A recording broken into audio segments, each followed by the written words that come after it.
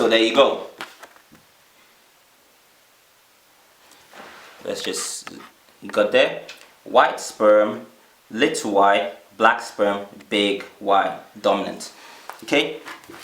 You still with me? Pay attention now, this is important. And then for the female, we're going to have, for the white egg,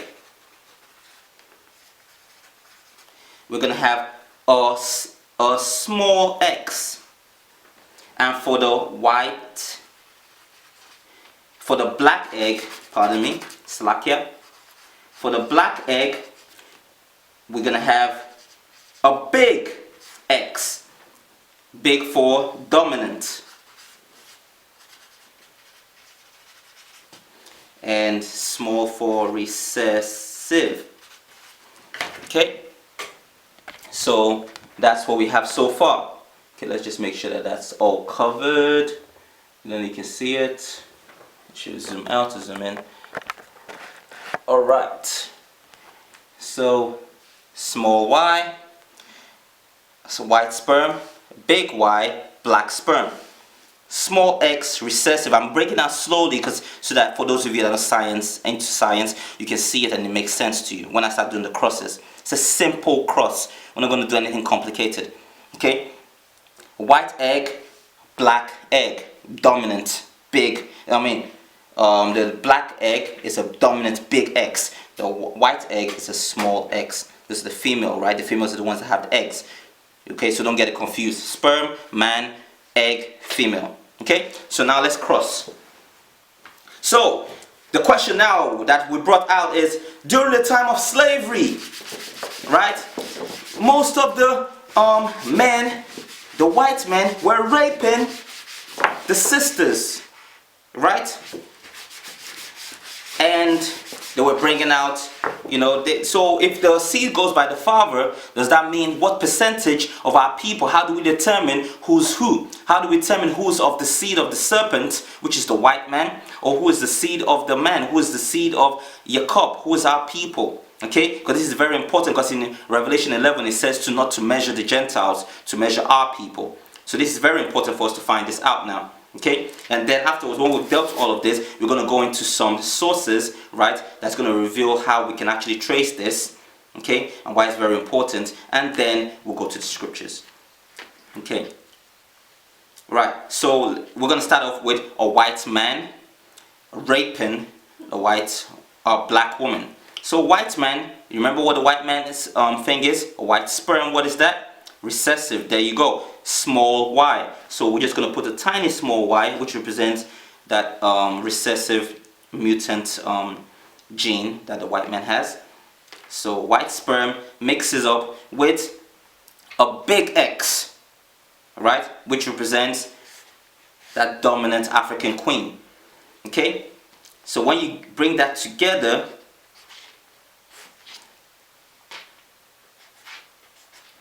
you have a small y and a big X. What does that mean? What does it mean to be dominant? What it means to be dominant is that most of the traits, you mask up anything that little allele has to bring. That doesn't mean that it doesn't have any information to give, but you mask everything up because you're dominant. Okay?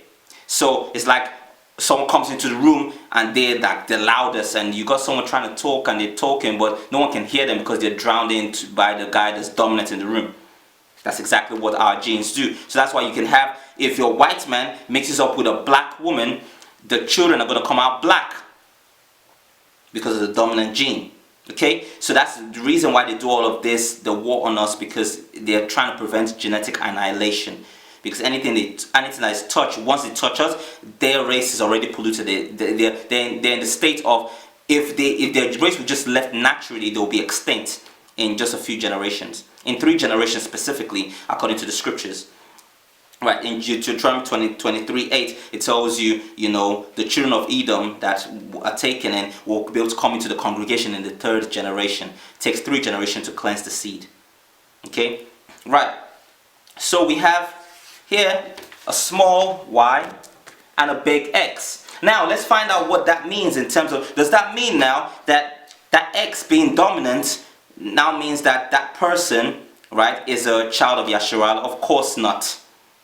Why? How can I be so sure of that? And why? Because genetics will tell you, oh, you take 23 chromosomes from your father and 23. Remember, we're talking about haploid. So these two have come together now, and that's become a diploid. And that's what the embryo is going to be, a diploid cell. Okay, so the sperm hits the egg, diploid, embryo. Okay, so is that embryo now that you see there, is it taking the information from all the information of its identity in terms of its characteristics, you know, in terms of its nationality from the woman just because she's a dominant? So your so-called mixed race that looks black, well, looks kind of yellow because they're mixed up and taking certain traits from the mother with dominant traits from the mother, does that now make them black? No, but I'm going to prove it to you. Okay, the seed always comes from the father. Think about it this way, right? Why is it that you have your names? You always take the woman, when a woman gets married, she takes the father's names. Why is it that in the scripture it talks about genealogy all through time? So even though we're not dealing with the scriptures, you see all through time, everything always goes back to, you know, back to the father. In terms of your names, your last name is the father. Your surname is always by the father, the man. Because the genes are transferred by the man's whatever characteristics that the man is given. So when we go to Wikipedia, we're going to deal with that intensively. Okay, so that's the first cross. The second cross now is a simple cross of black. There's three main crosses we're going to do. A black man, the dominant gene. That's a big Y, right? Big Y, you know, with a white woman, small x. Okay, so big Y, small x, you know, come together. What we're gonna get? We're gonna get big Y and small x diploid cell. Okay, and that's what it's gonna look like. So that's got, the person is straight up 100% Israelite, seed from the father. But like, don't take my word for it. When we go into certain documents, you know, we're gonna deal with that. Okay, so like I talked, when I was just talked about haploid, one more, let's just do the last cross, even though it's kind of like doesn't mean anything, but we'll still do it anyway. You know, the last two crosses, a white woman and a white man, small x, small y come together, 100% white, so there's no doubt about that. Okay, a small y, that's a white man, and a small x, a white woman and a black man, still gonna come back to, you know, the dominant gene, which is the man. So that's that for the crosses. Okay, so I hope you're still following me. This is simple. You shouldn't be lost yet. If you're lost now, then you're going to be lost throughout the whole thing. Okay, so we're given definitions of haploid, right? Do you remember what that definition is? That haploid, one set. Diploid, two sets of chromosomes. As simple as that. Ploid just means number of chromosomes. Okay, so don't get lost in it. So now, how are genealogies traced using genetic markers? So when you see, we have a gene pool. You've heard about gene pool. There's something called the Human Genome Project. They've been storing genes for time, for as far back as you can go back. I can't get the exact time. That's when I was doing my degree. But they have something called the Human Gene Pool. Okay, so why are they storing up genes? What is very important about keeping genes? And what genes are they storing? When they're storing genes, what genes are they storing? Think about it. Haploid genes, there you go. Sperm. Right? Okay, so there's something called for the, so now you can check this out for yourself. There's something with, there's a haploid group, haploid type that's called the E1B1A. E1B1A is a specific haploid group that is specific to Africans, quote unquote, but really is for the Hebos. The Ebos, all the Ebos have this particular haploid group. It's not found in anyone else. We're gonna look at these percentages now when we go into when we go to Wikipedia. Let's deal with that right now. Actually, there's no point stalling on that. Okay, so now let's go to Wikipedia. I'm just gonna type in Wikipedia haploid group E1B1A.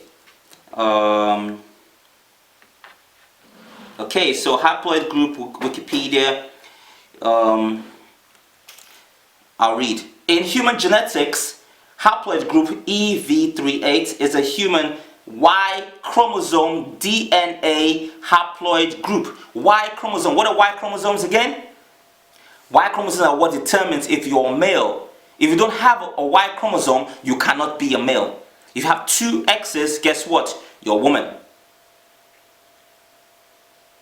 You got that? Okay, so that's the simple. If you're a girl, you got two X's. If you're a boy, you must have a Y there somewhere. Okay, right. So, it says in human genetics, haploid group EV38. Write these things down and check it out for yourself. Remember, you got to prove all things. Hold fast to what is good. Okay, so you don't get bedazzled with all this when they try to bring out the science and try to confuse you, and you think that they're bringing out these big things, you know, and they try to throw you off. But actually, if you look at it, this is actually supporting the scriptures. Okay, so like we said, the seed comes from the father. Okay, so when we go to the scriptures now, when it tells you the seed comes from the father, the scientists are telling you this is where you obtain your haploid group from the Y chromosomes. Haploid, single chromosome, single set from your sex chromosomes. Don't forget that. X, Y. Right? So when they meet together, they become both. Okay? So now, before I even go on with that, so when they cross now, like we saw the white man, which is that little tiny Y, and the big X, the black woman, when they cross now, why is it that we see certain features, right? Most features. Shalawam, Yasharala, back to the word.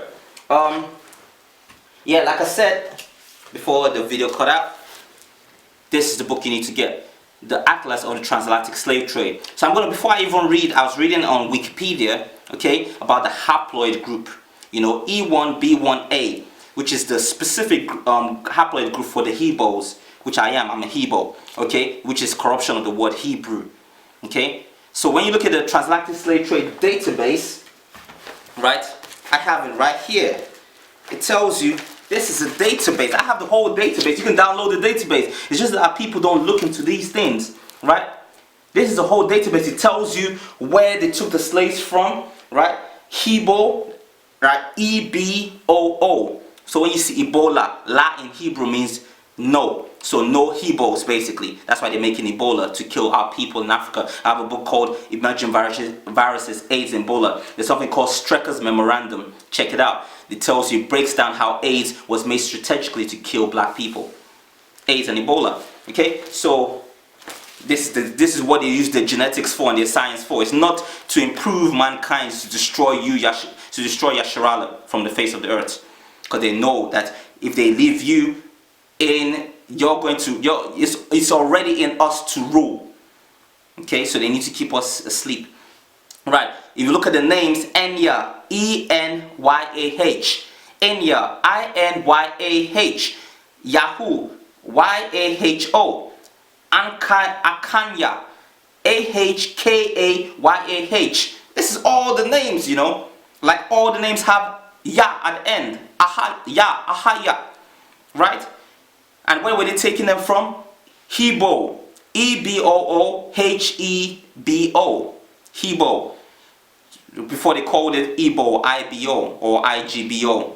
That's a corruption of the original word Hebo, the Hebrews, right? Calabar, the place in Calabar called Ibibio, which means little Igbos, one people, right? Tola, that's the Yorubas. There's a tribe called that they have their last name Tola, Omotola, you know, right? And where were they embarking? This is where they're taking the slaves from, you know, and where were they dropping them out? Like Freetown, Sierra Leone, right? So when you go through this map now, you see where they were taking the slaves from. They were taking the slaves from Central Africa. Pay attention, because when we read that now, when we go into the Wikipedia, you're going to see these percentages and see where this gene, this haplotype, this haploid group, E1B1A. I keep repeating it so you can write it down and check it out for yourself. Okay? Central Africa, Congo, you know, Angola, Biafra, Bight of Biafra, before they called it Nigger area. It was the British imperialists that called it that. Biafra predates Nigeria. Check the whole book. You don't see Nigeria there, right? It's called Atlas of the Transatlantic Slave Trade by David Eltis. Okay, get it. It's a very good book to get. All right.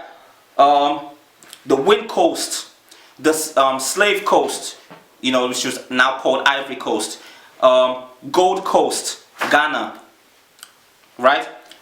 Sierra Leone, like we just saw in the Transatlantic Slave Trade database, Senegambia, before they now split it to Senegal and Gambia. All of these places, that West Africa, in fact, there was at one point, the whole place was called Negro land.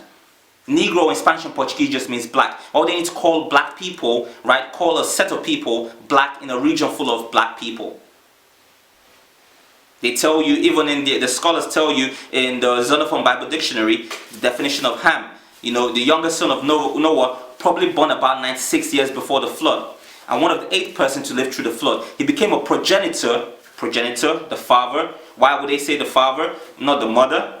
Because the seed comes from the father of the dark races, not the Negroes, but the Egyptians, the Ethiopians, the Libyans, the Watosis, the Fulanis, the Somalians. All of these are Ham. We are not Ham, we are Shem. So they're telling you not the Negroes. The Negroes are different people. They're Shem, they're not Ham. Okay, and when you look at the transatlantic slave trade, so you Jamaicans, all of you who are in South America, the African Americans, you're all from the same place. You're all strategically taken from Central Africa, taken from Biafra, taken from Gold Coast of Ghana, taken from Ivory Coast, taken from Senegambia, taken from the Wind Coast, taken from Sierra Leone, taken from South Africa, taken from Madagascar. There's a remnant of our people in Ethiopia, but for the most part of it, they're Ham. They're Cush. But we know that Solomon had 700 wives. When the Queen of Sheba came over, he would have, because it's the seed of the father, right? So Solomon being the father, that means they're Hebrews. So some people say it's the Falasha tribe. We go by what we've been given. So we're going to stick to Falasha till someone can disprove that. Okay? So there's all our people are scattered through and how we identify them. That's what I'm trying to show you now. Is through the names, your tribes, right? This is why they had to strategically make sure that the slaves had their slave masters' names. Yes, they had the slave masters' names because the slave masters want to keep ownership over them for generations to come.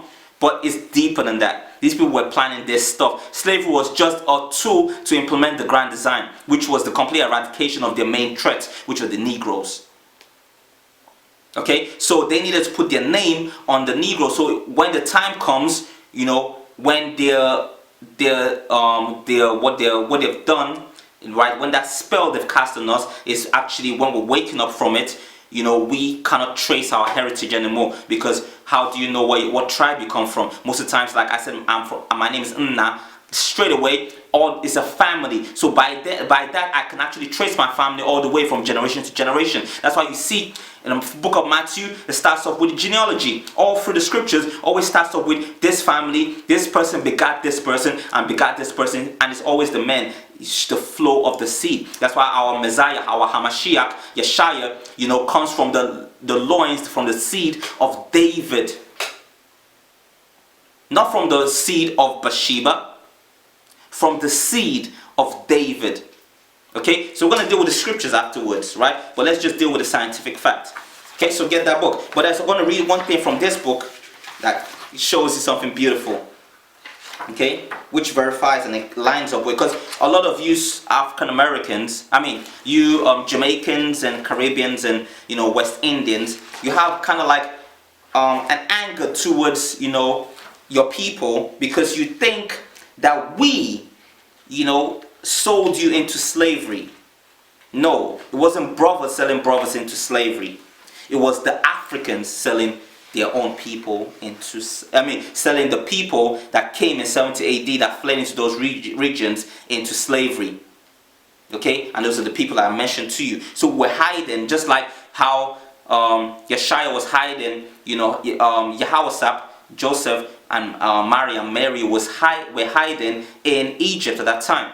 That's the same way our people were hiding, because we blend in with the black people, right? But that doesn't mean that we are black. I mean, we are Africans, pardon. Doesn't mean that we're Africans just because you're black. And that's why we're going to go into the genetic breakdown now. Just because your mother is black and you have that dominant black gene doesn't mean that you're black. It just means that she's contributed the 23 chromosomes, which is on the superficial level, which is on the physical level. That's why you can look like your mother. But the spirit, the essence, your nationhood comes from the father, which is a deeper thing. Okay, we're going to deal with that in a second. Okay, so let's just read something to you. This is right in the introduction of this book in page 1. It says, Europeans considered only Africans, or at least non-Europeans. So all that nonsense about, oh yeah, everyone else was in slavery and everything. No, they willingly wanted to become slaves because it was called indentured slavery. They could go home. They were put in charge of the slaves. The main slaves that were being targeted were Africans. But let's keep on going. Let's find out what they were talking about. Right? It says only Africans, or at least non-Europeans, to be eligible for shipment to the new European colonies as slaves. Okay?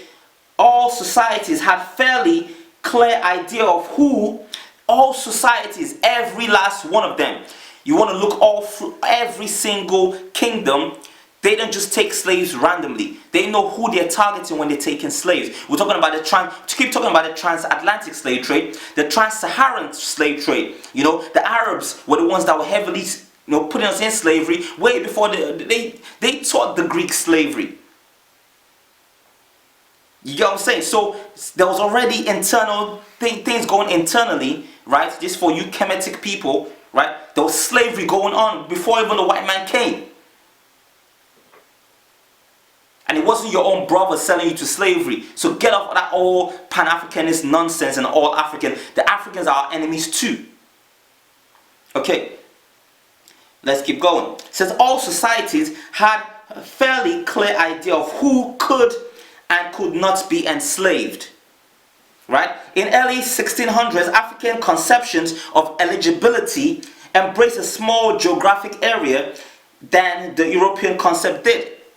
Both buyers, the Europeans, and sellers, Africans, saw the people traded into captivity on the African coast as outsiders. I tell you what, black people being sold into slavery. So why are the Africans going to see them as outsiders? I'll read that again just in case you didn't get it. Get the book yourself and look at it for yourself. It's called Atlas of Transatlantic Slave Trade. Okay, before I digress too far, let's just finish this part. Read that again. It says, both buyers, Europeans, in parentheses, Europeans, and sellers, Africans, saw the people traded into captivity on the African coast as outsiders. Although the identities that made trading possible did not remain constant over time. So the identity was shifting because they're taking people from different places. But they strategically knew, like we read earlier, everyone knew who was being sold into slavery. Like I come from the region called Biafra, right? With the Hebos. The Fulanis, their customs, their culture, their ways are completely different from us. Now on the outside, you might look at them and think they look like us. Just like when Moses was in Egypt,